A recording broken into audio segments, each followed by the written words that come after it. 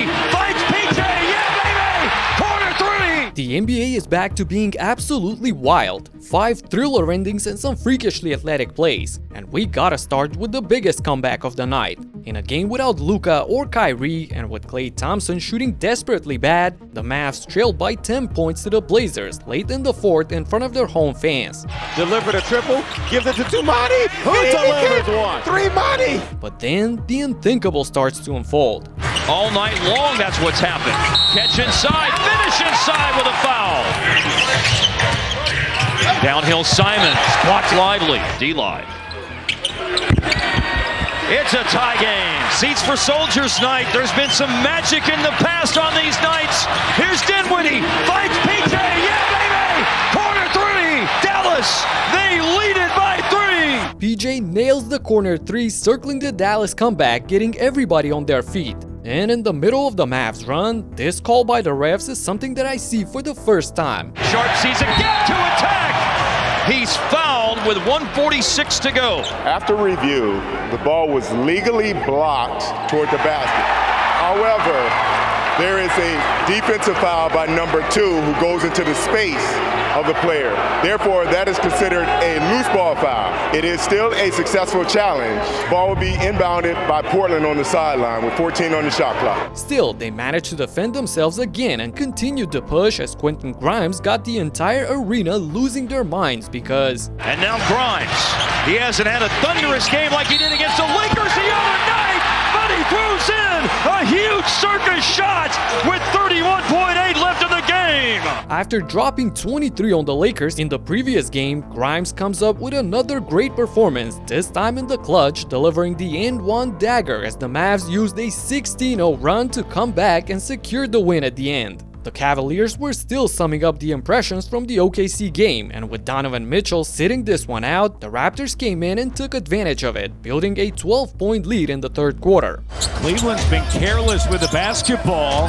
R.J. Barrett gets into the paint. But the Cavs are too deep for a team like Toronto. This guy wasn't gonna let their 11-game winning streak come to an end like that. Mobley puts it on the floor. Cavs are late in the shot clock. Garland says it does not matter. Garland took matters into his own hands, and when he gets a bigger defender out like this, it's game over. DG erupted for 40 points on 64% from the field and dished out 9 assists as well. They look for win number 33 here tonight. They own a 3-point lead.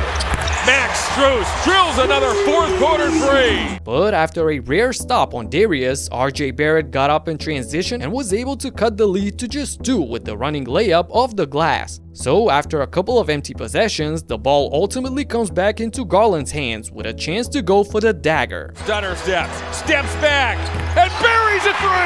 Wow! A haymaker by Darius Garland! DG is the man, hitting the deciding bucket and giving the fans their 12th win in a row, cementing the best record in the league. And the Warriors and Pistons matchup was full of sparks right from the start. Grace, he puts Tobias in the basket there. Beautiful pass. Good defender, rebounder. Here's Draymond to the basket. Rejected at the summit by Jalen Duren. And you know that Draymond wouldn't let go of things just like that. There's a little talking going on between Holland and Draymond Green. You surprised? No, considering Holland is Holland and Draymond's Draymond. Anyway, Golden State had control throughout the whole game despite Steph's bad shooting night. That's because the bench guys stepped up, led by Lindy Waters, who knocked down 3 straight threes in the second quarter to make it a 17-point lead. Lindy Waters again, and he got another 3! Nowhere to be found, so you set a good screen, you have space. Lindy, confident stroke! He bottoms another 3! And after struggling all of last month shooting the ball, in the third quarter the Splash Buddy woke up. 4 of 11, only 1 of 6 on 3s. Buddy! Buddy hit 5 threes in this one on 45% efficiency. Everything was going for Golden State and they had an 18-point lead with less than 6 minutes left to play. They thought that they have this one in the bag, but the following few minutes are pure madness. The season, Cunningham 3, perfect. That's quick. Steve's going to use the timeout here. Cade Cunningham's got Buddy. A little mid-range over him. It's a 10-point game. Tobias Harris, Malik Beasley's attempted a lot of 3s, and he makes them. That ends the 11-0 Detroit run. Cunningham again, flipping it up and in. 14 and 10 for Trace Jackson Davis. Cade Cunningham, another three. He's got 28. Oh my goodness, the Pistons, led by Cunningham's 18 points in the period, storm back into this game and make it a one-possession game on this dunk by Beasley. They're hounding Beasley. He's their three-point shooter. He'll go to the lane and dunk it down.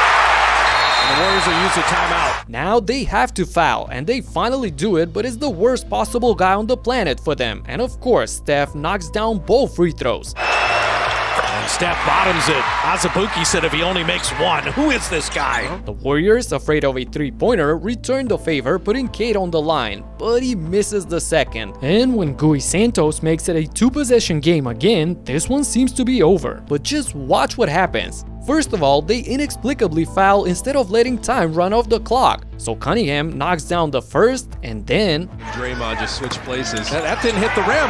That didn't hit the rim. That's a violation. Cunningham is saying it did, though. They might have nicked it.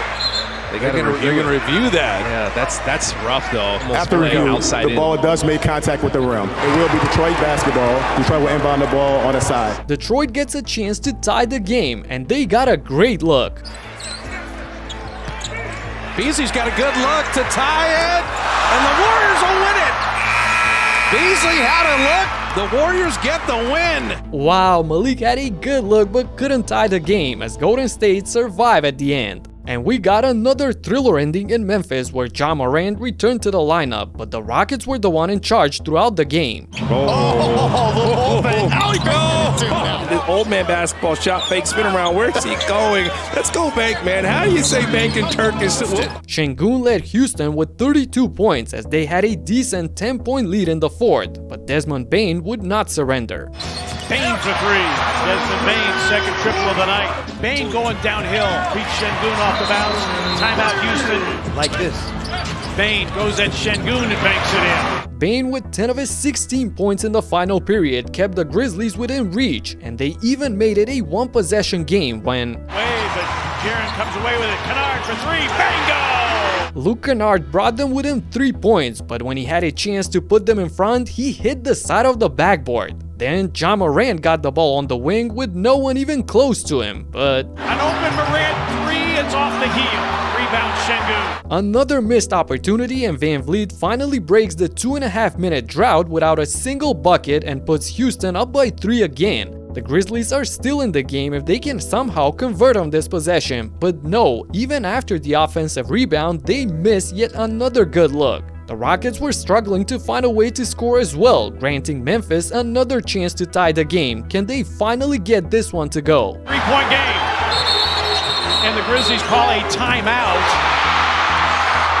What? Bane drains the 3, but Coach Jenkins calls a timeout just milliseconds before him, and the refs rule out the 3. Man, I can feel the pain for the fans inside the arena just by watching this. So, of course, the Rockets would foul, and at the end, they kept their advantage in the penalty shootout to eventually win the game. In Phoenix, it seems that Bradley Beal finally embraced the bench role because Dropped it up the field. Shot clock winding down. A beautiful baseline move. A little hesitation. Beal on the attack, working on Matthews. Great way to navigate. he scored 25 points on 69% shooting, and alongside Booker and Durant secured a 15-point lead late in the fourth. But as we learned today, no lead is safe in the NBA. 9-0. Pocket pass to Daniels. Hits a shooter's touch. Pass up the floor to Young. Young closed it up and in. Wow, the Hawks go on a 10-0 run in less than 2 minutes, and all of a sudden, it's a 5-point game with plenty of time to play. And with Beal unable to knock down the corner 3 dagger, here comes Trey with a chance to cut the lead to 2. Minute to go. He'll fire the 3. Won't get it. Young comes up short, and when you miss a chance to come back like that, the punishment is coming, but not from the player you would expect. Back to Allen. Grayson gets up. That's going to be good on the drive. Timeout Atlanta. Grayson Allen concluded a great game off the bench with 10 of his 23 points in the final period, giving Phoenix a 7-point lead that turned out to be too much to overcome for the Hawks. And the balanced Minnesota attack was too much for the depleted Magic roster as well. Bump. And Alexander Walker climbing the ladder for the follow slam. 3 threes. De Silva. Count the 3. DiVincenzo. Bucket and the foul, a chance for 4. Despite shooting poorly in this game, Ant wasn't gonna go unnoticed. Edwards! Just electrified the crowd.